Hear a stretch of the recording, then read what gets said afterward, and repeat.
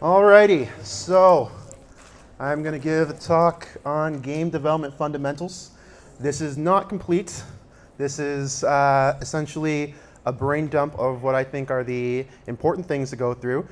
It does look like a lot of things, so I'm just going to try and fly through it. So as you can see, we have four main topics that we're going to go over: programming, platforms, tools, and other fields of knowledge. Sound is missing from this list. It is very important, but I didn't put it in because, yeah. All right, so programming. Things to consider in, when you're developing. What language you're going to use, algorithms, and design patterns. Algorithms and design patterns are often things that get overlooked by self-taught programmers or sometimes people who go through like accelerators or boot camps. You don't need them to get yourself started, but they definitely are important when you're dealing with performance-heavy software such as video games. First off, some design patterns. Well, a design pattern is essentially a style of programming something. It solves a problem that happens, that reoccurs in a particular field. So in this case, for video games, we have a game loop. So basically, your game needs to be continuously updating itself. It needs to continuously run over and over and over again. So that's your game loop. An entity component system. This is a style of development where you take general object-oriented programming, but rather than going like crazy heavy with inheritance, you create individual components for all of your game entities, and then you just attach them to each other. It's utilized a lot in game engines. It has its pros and cons. I'm not going to deep dive into it. State machines. State machines are something that are used to simulate artificial intelligence. It's basically a decision tree, right? When you do a particular action, such as if you are viewed by a monster, is the monster going to chase you, or is the monster going to run away from you, or something like that? The state machine handles that. A double buffer. A double buffer is what is used to prevent what's called tearing. Basically, when you draw something, when the computer draws something, it draws it from top to bottom. If you do that while the user is using it and you have something that's really heavy, very processor heavy, you're going to see what's called tearing, where you're going to see parts of an image and then parts of the next image, or parts of the old image before it refreshes. So what you do first is you draw the next image in the background, and then you get it fully loaded, and then you just swap it with the first image. So that's where the double buffer comes from. You have two images that you switch back and forth. Another design pattern is a singleton. So let's say you have an object that you want to make sure that there's only ever one of this object. So no matter how many times you instantiate the class or try to instantiate the class, you'd use something called a singleton. So a common use case for the singleton in video games is for a camera. It's not universal, but oftentimes in games you want only one camera, and you just want to be able to access that camera whenever you want. So you don't worry about whether or not it's been instantiated yet or not. You just say, give me the camera. It'll either give you the camera or it'll start it up for you. So some algorithms. I just got a couple here. Spatial partitioning. So you may have heard something called a tree or a graph before. Those are very big in video games. For example, if you are trying to, if you have a map and you're trying to figure out what area of the map you should be looking for, you should be focusing on, because it's very big and it's going to be resource intensive to keep track of everything, you divide your map up into quadrants using something called a quad tree. And then you dig down basically using XY coordinates to find the location in the quad tree that you need to worry about, and then you disregard everything else. A star is a pathfinding algorithm that is very popular in video games. So essentially, if an enemy needs to get from find where you are, you're trying to get something to go through a maze. A star is an algorithm that efficiently determines the best way to get from point A to point B. Programming languages. What language can you make a game in? Basically, whatever you want. But this is a list of languages that come up very often. They're not in any particular order. Going through each of these very quickly. C# is Microsoft's answer to Java. It's used in the Unity game engine, which we'll get to later. It has a decent mix of ease of use and performance. Java, I would normally say never develop a game in Java because it's not meant to be really efficient in running, but it's the programming language, the main programming language of choice for Android. So if you're doing something specifically on Android, I wouldn't be, a lot of people will use Java. There are better ways to go about it, which I'll get to later on. Kotlin is the new Android programming language that I would check out because it's basically, it is to Java what Swift is to Objective-C. Swift and Objective-C, again, these are the two programming languages used for iOS development. Either one of them is a decent language. I don't really like Objective-C because I find it a little bit confusing, but it's a derivative of C and C++, which are historical powerhouses for programming, especially in games.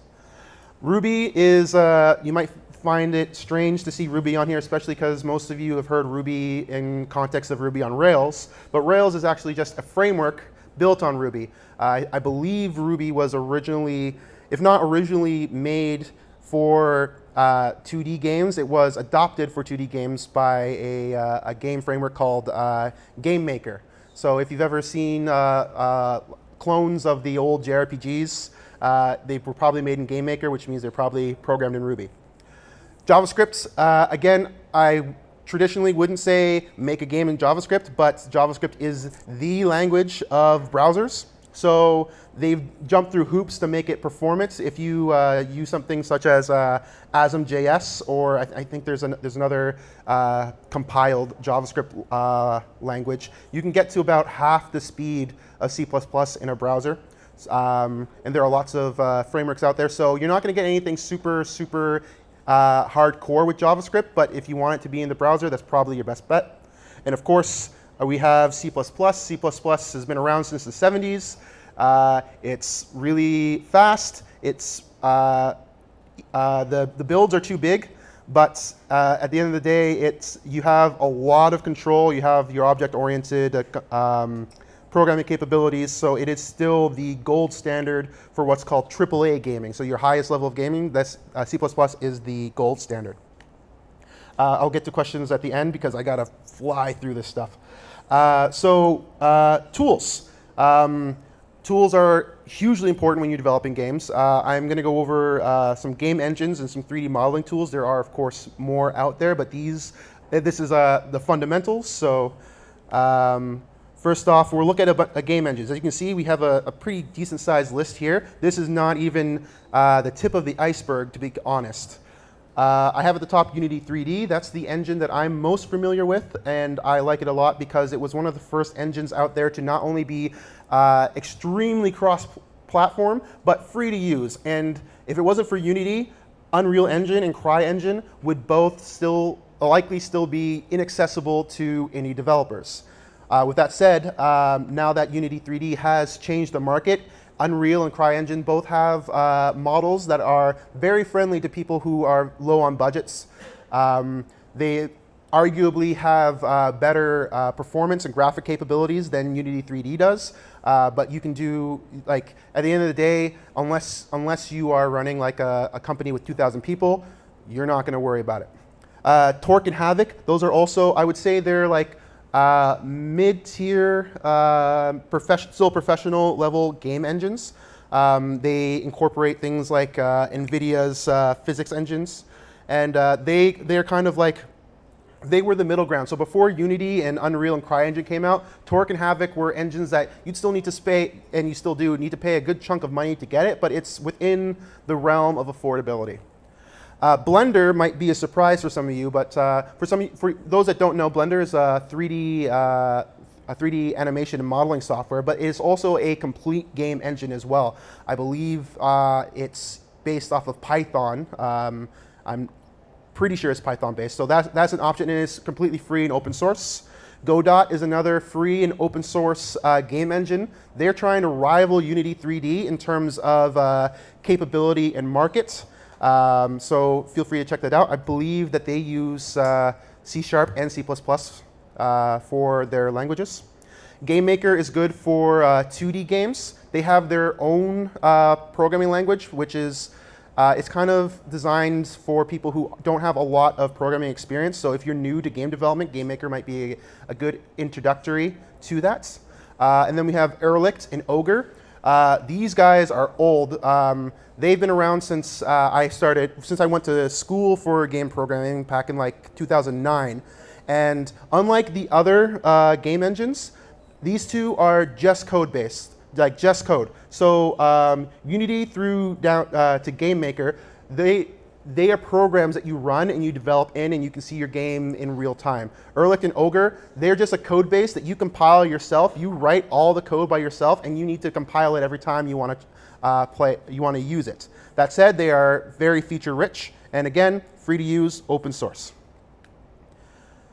3D modeling tools. So again, Unity 3D. This is brand new, like within the past couple of weeks, but Unity 3D now has modeling tools built into it. So you wouldn't necessarily want to use this to produce your final artwork, but you can definitely model out your characters and your game levels in Unity now, and then you can export it to other software afterwards, such as 3D Studio Max and Maya.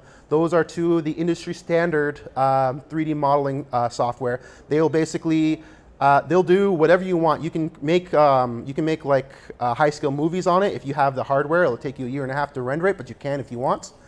And then again, you have Blender. Blender is again free to use. It is very, very capable, but it works in an entirely different way than Maya and 3D Studio Max. So the 3D concepts are there, but the UI and the layout is a completely different ballgame. So I would suggest, if you can, try out both and see which workflow you like better.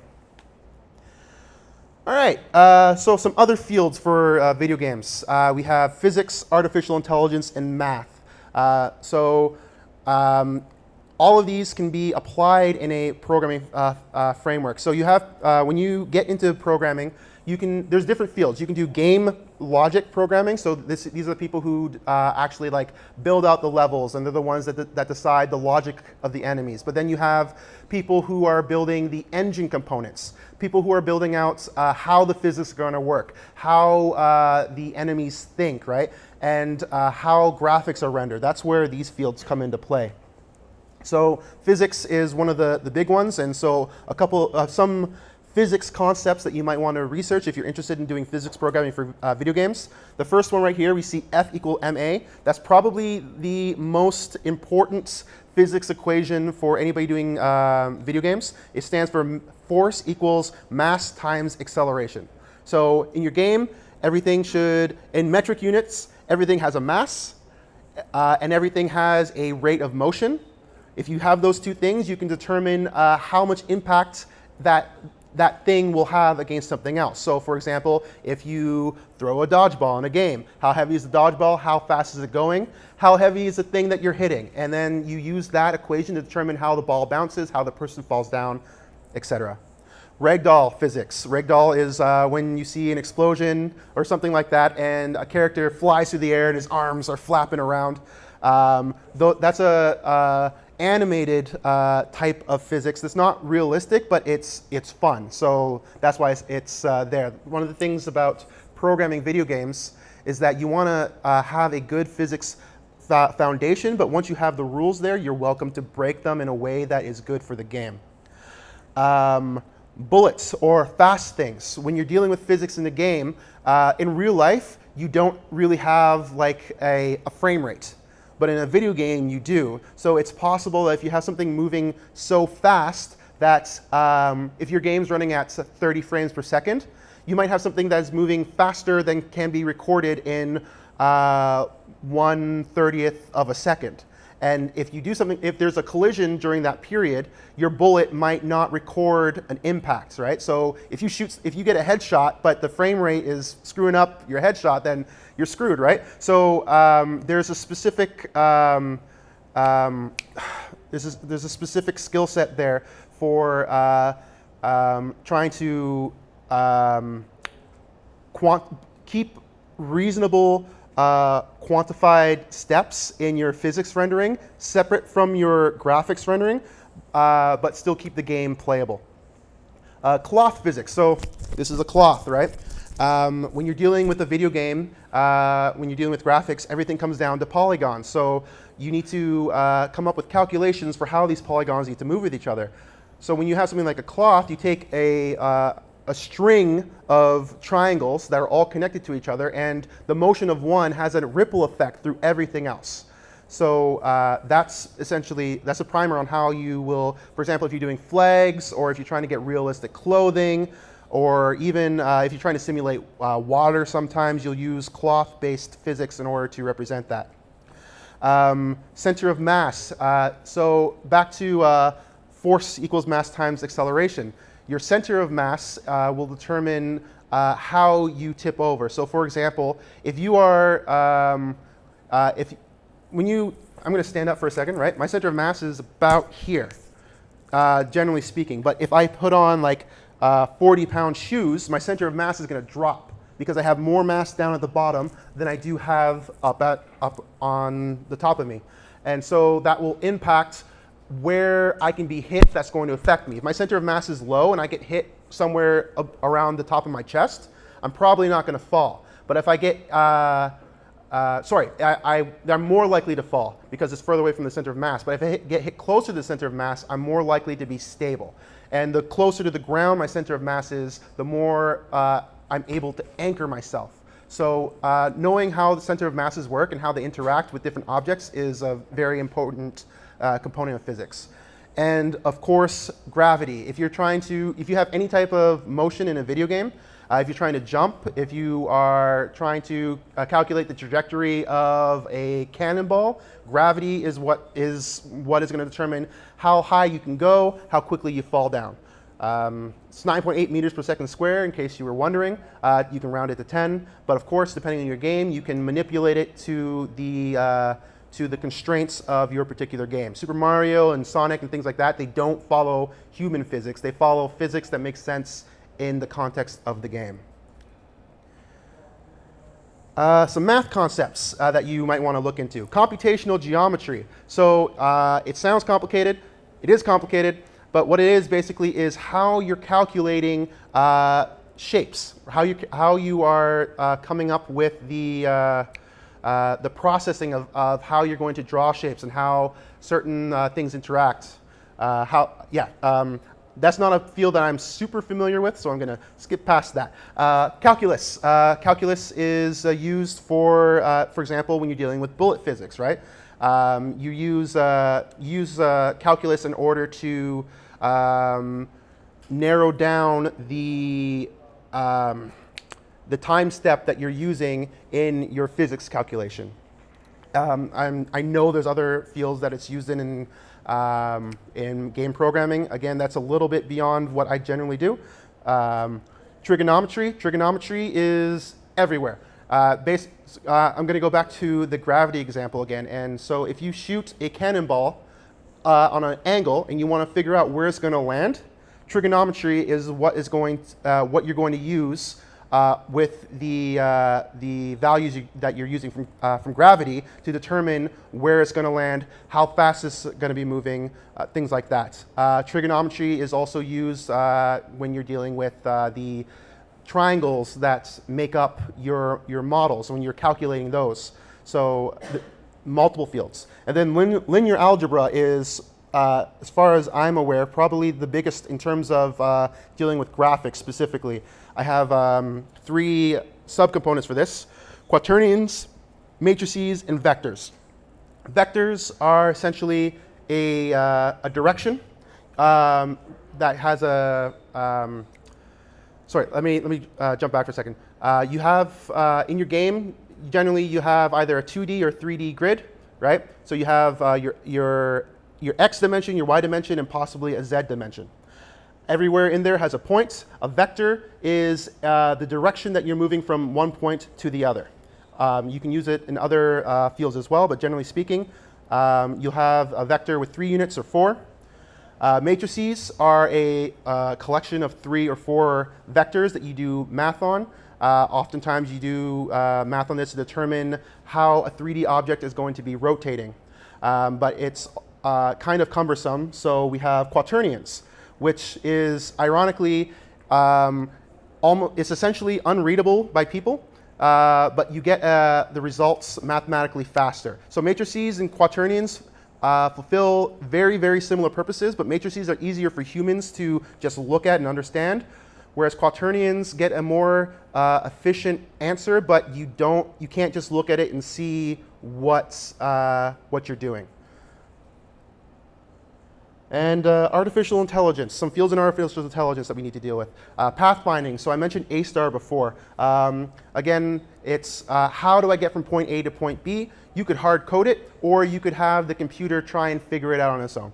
State machines, I mentioned state machines earlier. State machines are, again, a good way to simulate like an NPC, right? The NPC says something, and then you get 3 choices, and you have to pick one of those, and depending on what you say, the NPC is going to say something different.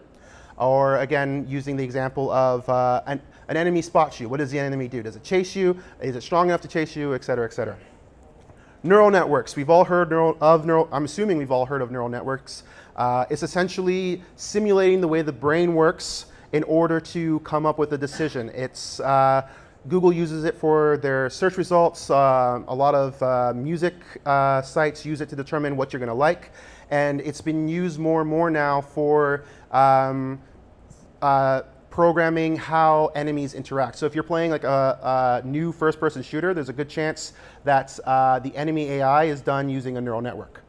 And genetic algorithms are essentially algorithms that evolve. The idea is that they're based off of how human genes work. You have item A, item B. They both share some information with each other, and you manually or randomly modify it slightly in order to get a slight change, and then you test it to see if it's better or worse. And at that point, you determine how you want to work with it. I don't have a lot of experience with genetic algorithms, so I can't give like a hard example, but I know this is another topic when you start getting advanced into artificial intelligence programming for games. Finally, platforms. Console, PC, or mobile. Those are the 3, basically everything. Console makers, the big 3. We have Xbox, Sony, and Nintendo. Obviously, Nintendo's been in the game longest. There are more. Atari's coming out with some new stuff as well, but Nintendo has their Switch console, which you can now. All three companies now have ways that you can get developer kits. Being an independent now, whether it's because they have a specific program or because they've reduced the cost, either way you can get in there. Nintendo has handhelds. Sony, I believe, has a handheld still, the PS Vita. I don't know if that's still being made. It may have been discontinued. Xbox, I don't think has a handheld anymore, or I don't think they ever did. But yeah, that's the console market. PC market. I put Linux at the top because I'm a Linux gamer. Yes, there you got another one. Obviously, we have OS X and Windows as well. Those are the 3 major desktop operating systems, and all of your major engines now support all 3 of these. I believe all of them do. So you really have no excuse to have a Windows-specific game anymore, unless you're locked into some technology that is Windows-specific, but I would say avoid that. Personal bias, obviously. And then you have the web, which is the most open, but at the same time, you don't have the same access to the hardware that you do when you're doing a desktop game. So you're kind of stuck with JavaScript, but you have huge market penetration, and you can also hit mobile devices. And here we have mobile devices. Android and iOS being the 2 big ones. iOS is the bigger market for games in terms of actually making money, because people who have iPhones tend to throw money away. Android has a bigger market share globally, but they don't spend as much money, and it's a lot easier to get crap onto the Android marketplace than it is for iOS. So it's harder for people to find your game on Android than it is for iOS. Android is also cheaper to get onto. iOS, you need to pay $100 a year in order to be a developer. Android, I think it's like $20 one time. And that is everything that I have here. So thank you. Again, I know I ran through a lot of stuff. So yeah, questions? Yes. So mentioned with the graphics that you can use quaternions in place of matrices. My understanding is that quaternions can replace rotations of Euler angles, where an Euler angle is like x, y, z in radians, whereas a quaternion is 4 values in rotation, and you still use that to generate your rotation matrix. Yes, so you can use Euler angles as well, but you can also represent that as a matrix. Euler angles are really, really good for reading as a human being, but they're really not so good with, they're not as easy to do math with. I believe, if I'm trying to remember this correctly, because I haven't done it in a while, but when you're dealing directly with Euler angles, you have some issues doing like full rotations. So you would use quaternions for that, but you can also, I'm like 90, I was 99, now I'm 90% certain that you can also calculate rotations using a matrix. But yeah, I generally don't use Euler angles ever. So. Yeah, that's smart. Like I don't understand quaternions, so I've yet to really use them.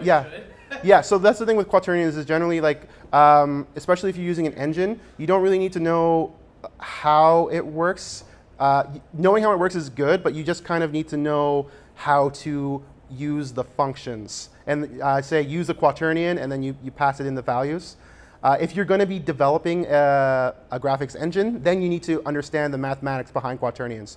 Otherwise, if you're aware of them and when to use them, then you know that when you're using Unity or whichever, that you use a quaternion instead of Euler angles or matrix. Yes? The thing with Euler angles is that you end up getting gimbal lock. Gimbal lock, yes, thank you. So Euler angles will give you gimbal lock. What's your name? Henry. Thank you, Henry. Any other questions? What is gimbal lock? Henry? So, have you ever worked with one of those things where you've got a globe and you're trying to rotate it? Okay. You've got 2 axes, so you can rotate it this way and you can rotate it this way. Okay. So when those 2 axes line up, you're not able to rotate one of those directions. When you work with Euler angles, you have 3 axes, but if you align all of them up, you're not able to rotate in one of those directions. You get kind of stuck. That's why it's called gimbal. That's a much better explanation than I would have been able to give because I haven't been in school for 10 years. So again, this is something I want to point out as well as when I was talking about the other fields. I am big on gameplay programming. I have foundations in engine development, but I don't do engine development. So this is where the understanding the concepts and when to use them versus having a deep understanding. Having the deeper understanding is obviously always better, but having an overview is what's going to allow you to use the tools that already exist that do the math for you so that you can make your game as opposed to making the tools. Yes? So when you say that, I wanted to talk about physics quickly, but yeah, sure. because you actually use the engines as opposed to manipulate the engine to do certain physical things. So when I first started going into game development, because I went to school essentially for engine development. So I jumped in and I'm like, okay, so time to build the graphics pipeline and tried to build a physics engine. And I just started watching all these people like churn out games, and I'm still working on my first one, and I literally didn't understand why. And then I realized that it's because I'm reinventing the wheel. I'm not looking to build technology. I'm looking to build essentially an application. In this case, it's a game. So in the same way as you're not going to build an MVC for every single web app that you make, you're not going to recreate React because it already exists. You're not going to recreate Bootstrap unless you have a reason to be making your own physics engine or to be making your own AI or to making your own graphics renderer. Don't. If your goal is to make a game, if you're interested in doing it, if you want to do the whole thing just for your own purposes, then absolutely do it. But if your goal is to get a game out there, focus on making the game. Find the tools that will take care of the hard parts for you. That's probably the biggest thing that I learned in my development career. Yeah. All right. Thank you. I'm going to be putting this online as well. I'll post the link within the week, and I'll make sure that it's on the Polyhack site.